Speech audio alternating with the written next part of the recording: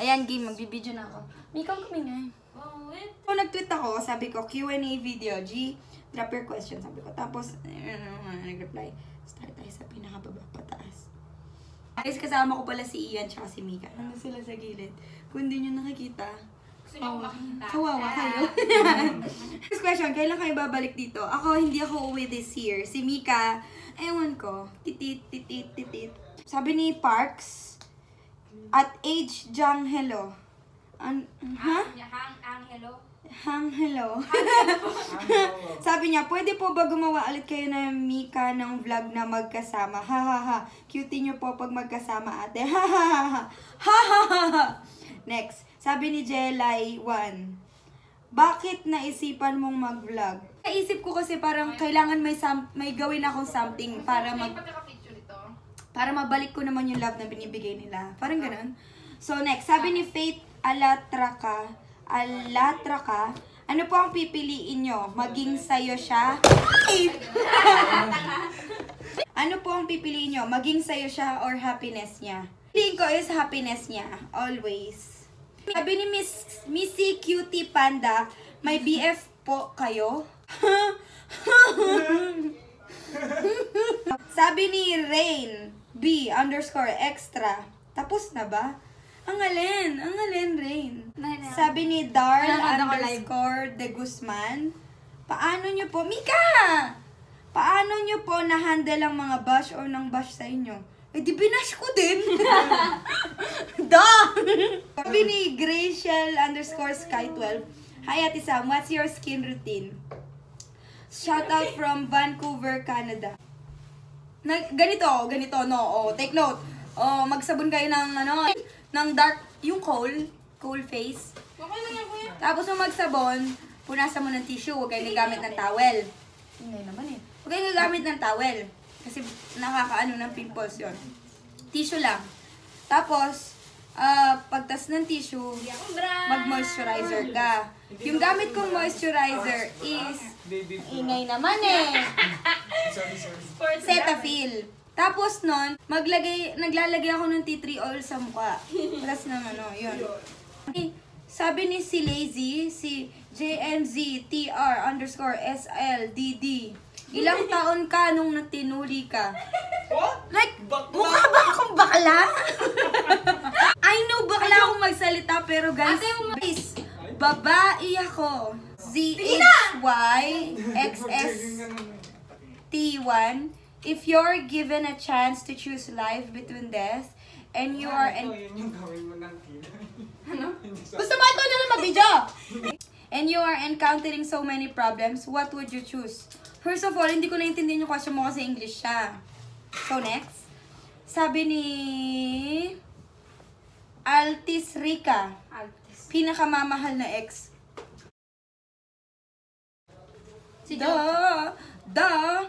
Sabi ni Sarah Maala, may plano din ba kayong mag-quit sa YouTube?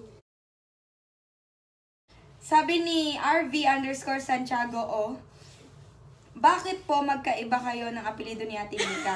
Ito talaga, mga 10,000 na questions yung nakuha ko dito. Pareho po kami ng apelido, ha? Hindi ko lang po ginagamit yung Salamanca kasi hindi ko bagay. Imagine. Salamanca. Ako talaga ginigigil nyo eh. Sa mga IDs, ganon, Salamanca yung gamit, syempre. Hoy! Kung makikita nyo, paano ba yan? Parang pinapakyo ko yung camera, pero hindi ko Ayan, nakikita mo, Salamanca, Samantha, Salonga. Yan. Salamanca po talaga ako, hindi ko lang ginagamit yun. Kasi, ayoko. Bakit ba? Next, sabi ni MRDNNCBCS, Diyos ko na. Ilang taon ka na, Ate Sam? 32. Tapos, next, sabi ni Nana Niot. What inspires you? Yung past life ko, yun yung... Ay, hindi niya sagot ko. Na-inspire. Siyempre. Sabi ni Janvids_Sugay, pwede pa ba magtanong? Sabi ni Fiona_SZRNA, What is your biggest fear? Ate Sam, notice me. Love you. What is my biggest fear? Heights. Takot ako. Like kahit sa mall, I can't look sa dun sa ganon. Yung sa ganon. Ano tawag dun? Sa baba. Basta yun sa baba, hindi ko ka... Sabi ni Lolo Yuela Z. Diyos ko. Ano ba ito? Any advice sa mga taong iniwan ng mga kaibigan nila? Pag umalis, hayaan mo. Pag bumalik, hayaan mo. Tanggapin mo. Ganun. Life is too short to Ewan ko. Duh. Sabi ni Nixta, bakit po ginagamit mo surname is Salonga tapos si Ate Mika is Salamangka? Pa-shoutout po. Kasi gusto ko. Okay. Sabi ni Jezza VLNC, anong pinaka-namimiss mo sa Pilipinas or sa Pampanga? Yung STCC. Sabi ni AHR CHEAN25, may BF ka na ba, Ate Sam? Bakit ba curious kayong lahat kung may jowa ako? Wala. Walang magjojowa. Matutong maghintay. Ako nang ulitin yung pagkakamaling ginawa ko dati.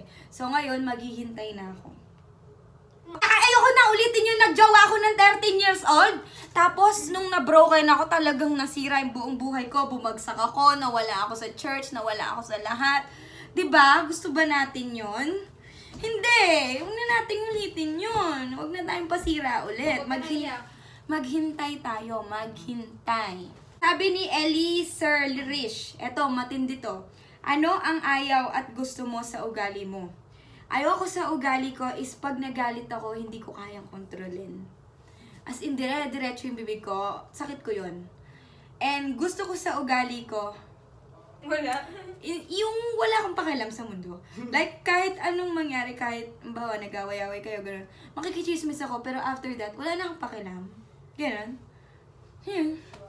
Sabi ni XXMJXDC, sabi niya, message mo sa mga taong kung manira sa'yo ay parang hindi ka kaibigan noon. Sa akin, hindi ko pa naman na-experience. Pero, hindi ko alam papray mo na lang. Wala ka naman magagawa kasi sa mga galaw ng ibang tao Hindi mo naman makokontrol yung ibang tao. Pray mo na lang. Pajama underscore. Naniniwala ka ba sa second chance and why? Depende. Huwag ka na maniwala sa kanya. Ako kasi, based on my experience, sa akin lang dati naniniwala ako sa second chance. Parang sabi kasi nila, love is sweeter the second time around. Ba yun? Parang ganon. Pero hindi kasi yung kalawang balikan nyo, para kasing hinahalungkat nyo na yung past nyo. Like, kasi nung nag-breakdown, hindi ko ma-explain na maayos. Pero parang hindi ako naniniwala sa second chance. Susumbatan kayo one day. Sa relationship. Pero kung kay Lord yan, syempre, siya yung God of second chances. Siya lang naniniwala ako dyan. Kayo nang bahalang umintindi. Hindi ako magaling mag-explain. Next. Sabi ni Ishi, _16. Sabi ni Janlen. Ha? Ikaw yung masasaktan o yung taong mahal mo? Why? Ikaw na. Para sa akin, ako na lang. Kasi seeing other people na in pain, parang masasaktan ka din Eh di mas magandang ikaw na lang, tas mandadamay ka pa So yun, ako na lang. Lea Kavinsky, paano po mag-move on? Hindi ako naniniwala sa salitang move on. Walang nakaka-move on. Yung sa akin is used to it. Used to it lang. Yung kapag nasanay ka na sa pain, parang di mo na mafe-feel mo, pero sanay ka na sa pain immune ka na. Kung baga may kalyo na yung may kalyo na. Di mo naramdam. Ganun. Next. PewDiePie. PewDiePie, ayun ba yun? Naiinis ka rin ba minsan sa mga taong nagtutweet sa'yo ng kung ano-ano? Oo, naiinis ako madalas. Lalo na pag yung magtutweet sila ng, ate, pwedeng pakisabi kay Ate Mika. Like, what? Diba? May Twitter naman si Mika, may Instagram naman siya. Bakit kailangan pang sabihin sa akin? Tapos ito, sabi ni I love Sam and Mika. Sweet naman. Hi, Ate Sam. Do you plan on going to school again? Kasi nagwo-work ka po ngayon, di ba? Yeah. Sabi ni Stan himself, di ko alam kung aabot pa to, pero favorite place. Lalo na pag mag-isa. Sa loob ni Jarvis. Ni Genevieve C. Sam, sa kabila ng mga nakukuha mong mga achievements sa buhay, may wini-wish ka pa ba? Peace of mind. Peace of mind. Yeah. Sabi ni Althea Dayan. Okay na. Bakit po tuwing magko-collab kayo ni Ate Mika, halos kalahati ng vid nag-aaway kayo? Actually, pag nakasama mo kami, ganun din eh. So, ewan ko. Ano na namin yun eh. Buhay na namin yun eh. Sabi ni Danny Kajian, paano maging vlogger na hindi ka nagpapa-apekto sa sasabihin ng ibang tao? Pag sinabing vlogger ka, tao ka pa din, may nafe-feel ka pa din. Siyempre, naapektuhan ka pa rin kahit papano. At saka hindi naman ako vlogger talaga eh. Ano lang ako, saling cat, ganun. Sabi ni Mang Ernie po, mukha o attitude? Hindi ako tumitingin sa mukha, tingin ako sa sense of humor. So, sabi ni Jessa Garcia Jacob, so ayun, kailan ka magbo-boyfriend? Magbo-boyfriend ako pag ready na ako spiritually, emotionally, socially, financially, syempre. Anong pandidate ko? Hingin ko sa nanay ko. Makarine! Ne! Hindi ko na ulitin yun. Just me. Ano? Hindi ko na ulitin yun. Maghihintay na ako this time. Sabi ni Stardust, I am Ivan. Hindi ko alam, hindi ko mabasa. Would you ever love someone you just met? Wait, ako po yung nakapasok sa backstage sa Lucena. Hihi, love you. Sabi ni Paolo Subricarian, ginagaya ko lang siya. Love you. You are not.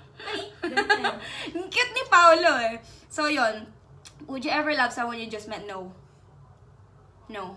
Ni YHSS_Han. Paano makalimot? Huwag kang kumalimot. Lagi mong babalikan yung nakaraan kasi doon ka matututo. Sabi ni Katrina Marie S. Rota, eto, bakit hindi ka nagbo-boyfriend? Is it because nasaktan ka dati and nadala ka na? Bakit hindi ako nagbo-boyfriend? Actually, madaming chance na pwede akong mag-boyfriend. Kaso ayoko. Kasi nga, ayoko nang magmadali ulit. Ayoko nang ma-feel yung na-feel ko dati. Yung sobrang basag ko. Basta, ayoko nang ma-feel ulit yun. Ayoko nang mag-disobey muna. Kailangan ko munang mag-grow. Basta, sobrang immature ko pa. Sobrang hindi pa ako marunong magwalis. Hindi pa ako marunong maglinis. Yung kwarto ko madumi pa. Diba, mga karinay ko. Paano ko i-explain? Hindi ko alam i-explain. Basta kasi ayoko mag-boyfriend. Hindi pa ako ready. Yun na yun. Sabi ni Liang_23, anong dapat gawin kong yung taong mahal mo na natitempt sa iba? Hindi ka dapat nagbebeg sa isang tao na magstay sa'yo or maging loyal sa'yo. Hindi tama yun. Huwag ka muna magjowa. Mag-aral ka muna. Eto, sabi ni _RIZUH. Am I a bad person kasi na-follow ko sa kaibigan ng ex ko? You're not a bad person, pero bad yung ginawa mo. Magkaiba yun. Next, sabi ni LNMLLFRFRNNDZ or Eileen, pwede naman palang Eileen, haba-haba pa na. Ano gagawin mo kapag nagagalit ka tas bigla kang nabulol? Lagi akong ganito, parang epal yung bibig ko. Nakakainis. Oo, sumasapaw yung bibig ko. Lagi akong nabubulol pag galit ako. Wala, hinahaya ko lang. Sanay na ako. Sabi ni Rainer Relay, kung ikaw ang pipili ng magiging BF mo, sino at bakit? Ayokong mamili, kasi pag ako yung namimili, mali. Pray mo na. Sabi ni Kyle, hi Kyle. Sabi ni Kyle, mahirap ba maging isang Samantha Salonga? Actually, gutom na ako. Hindi ko alam kung paano maging isang Samantha. Hindi ko alam. Bakit ba? Tanong ba yan? Sabi ni Lady Singson, paano mo masasabi sa sarili mong worth it kang tao? Hirap naman ng mga tanong nyo pang Miss Universe eh. Worth it ako, sabi ni Lord. Sabi ng nanay ko, kailan mo ipapakilala sa nanay mo ang boyfriend mo? Nanay, ako din gusto ko na siyang makilala kung alam mo lang. Hindi, joke lang. Di pa ako ready. Sabi ni Ate Joy, bakit lagi na lang tayo iniiwan ng mga taong mahal natin? Bakit iniwan mo ko? Miss you. Iniiwan tayo para ma-miss nila tayo. Char. Sabi ni SLMNC, say PSCL, kailan ka pa nahilig sa calligraphy? Nahilig ako sa calligraphy. Sabay-sabay sila eh. Nahilig ako sa calligraphy, photography. Yun lang pala. Yun lang, dalawa lang. Nahilig ako sa dalawang yon nung na-broken hearted ako. Sabi ni Juliana, how do you put God in between your life? I don't put God in between my life. I put God at the top of my life. Sabi ni Kyle ulit, what is the most painful thing that you have experienced in your entire life? Yung pwede lang i-share sa madla. Yung gustong gusto mo yung isang bagay, kaso hindi pwede. Yun lang. Di na ako magkukwento, yun lang. Sabi ni Cedric, kaya mo bang i-risk ang happiness mo para sa mga kapatid mo? Enjoy muna ako. Hindi, joke lang. Pwede, bakit kailangan kong gawin yun kung pwede ko naman silang isama para maging happy kami? Yay. Sabi ni, hi, Bing is the name. Do you consider second chance? Sinagot ko na yan kanina. Gusto ko lang i-mention ka. Sabi ni Dave Patrick, kung mabubuhay ka sa isang movie, sa The Purge or The Hunger Games? The Purge! Ay! Mamamatay ako agad. Dami may galit sa akin eh. Hindi ko alam. Hunger Games. Hindi ko kasi nasubaybay yung Hunger Games eh. Sige, Hunger Games na lang. Total, di ko naman alam yung story. So, yun lang. Yung ibang questions, hindi ko na masasagot kasi sobrang dami. Kawawa naman yung may cellphone, di ba? Kailangan niya nang gamitin at saka sobrang dami na yung mga nasagot kong yan. So, yun lang, guys. So, ayun, guys. Thank you for watching. Pagkatapos nyong panoorin to, panoorin nyo yung next video ko kasi importante yon. Kasunod nito yon. Ito din yung susuotin ko. Ito din yung background ko. In the next video ko lang siya kasi masyado na mahaba tong Q&A. Tulog na sila. Masyado na mahaba tong Q&A. So, yun. Thank you guys sa mga nagtanong. I appreciate y'all. Y'all. Bye-bye.